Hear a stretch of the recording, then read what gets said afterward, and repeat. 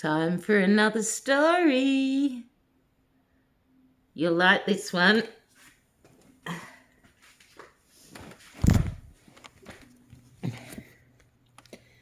And to think that I saw it on Mulberry Street.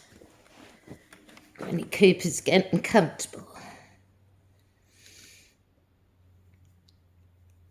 Get me glasses on. Okay, here we go. By Dr Seuss.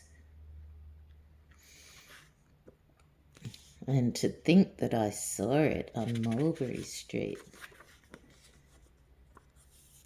When I leave home to walk to school, Dad always says to me, Marco, keep your eyelids up and see what you can see. But when I tell him where I've been and what I think I've seen, he looks at me and sternly says, Your eyesight's much too keen. Stop telling such outlandish tales. Stop turning minnows into whales. Now what can I say when I get home today? Do you see him there? Heading off to school?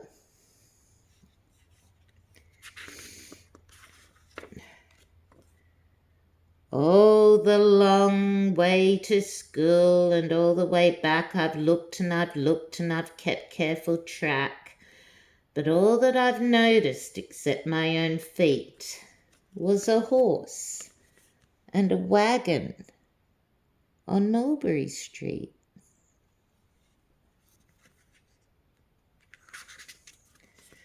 That's nothing to tell of, that won't do, of course.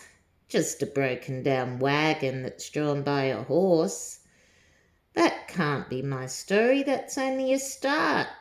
I'll say that a zebra was pulling the cart. And that is a story that no one can beat.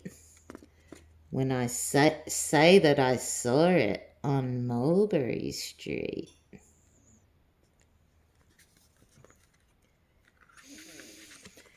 Yes, a zebra is fine, but I think it's a shame such a marvellous beast with a cart that's so tame. The story would really be better to hear if the driver I saw were a charioteer, a gold and blue chariot, something to meet, rumbling like thunder down Mulberry Street.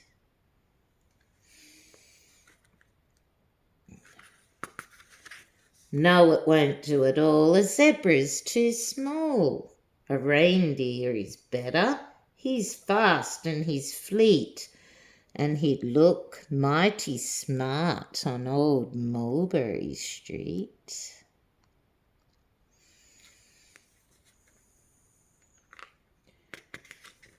Hold on a minute, there's something wrong. A reindeer hates the way it feels to pull a thing that runs on wheels. He'd be much happier instead if he could pull a fancy sled.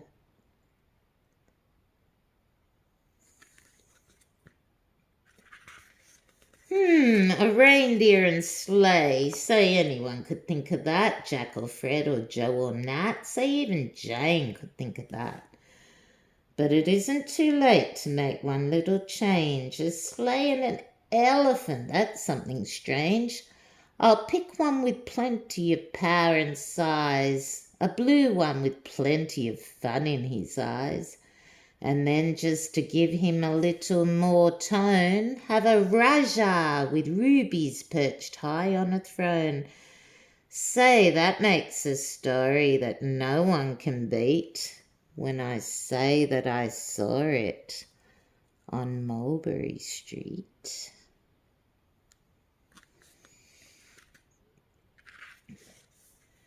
But now I don't know, it still doesn't seem right. An elephant pulling a thing that's so light would whip it around in the air like a kite. But he'd look simply grand with a great big brass band.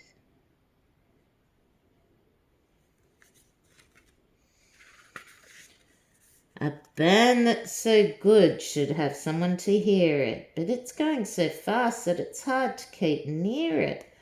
I'll put on a trailer. I know they won't mind if a man sits and listens while hitched on behind.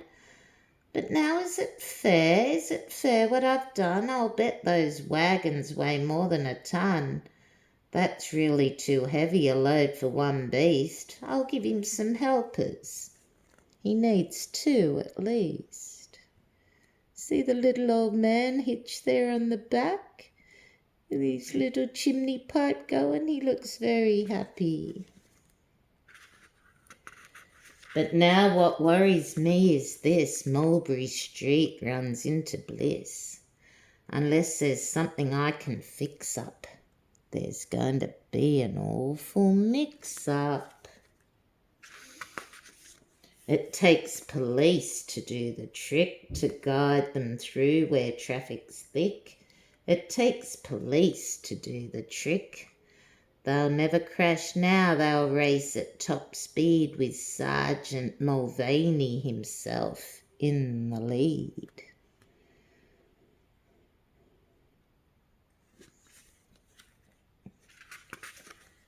The mayor is there and he thinks it's grand, and he raises his hat as they dash by the stand.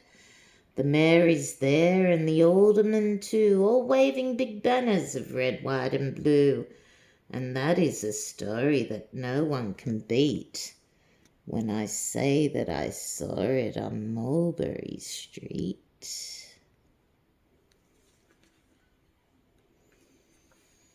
With a roar of its motor, an aeroplane appears and dumps out confetti while everyone cheers. Hooray! And that makes a story that's really not bad, but it still could be better. Suppose that I add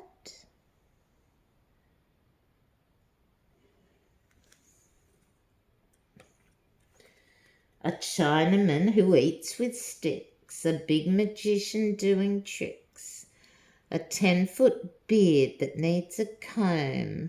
No time for more, I'm almost home.